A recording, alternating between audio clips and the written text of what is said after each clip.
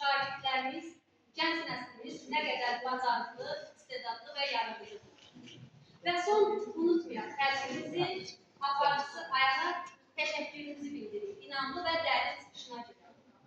İştirak etdiyiniz üçün çox sağ olun.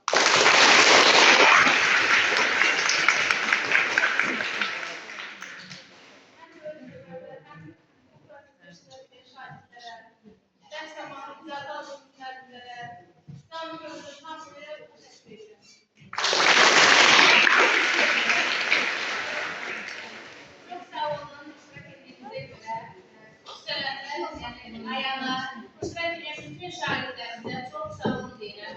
Çok güzel işler Hakikaten de bir gece olur. Ve teşekkür ederim. Hakikaten icazə almışsınız. Ortada dur. Dersler yapıldığınız için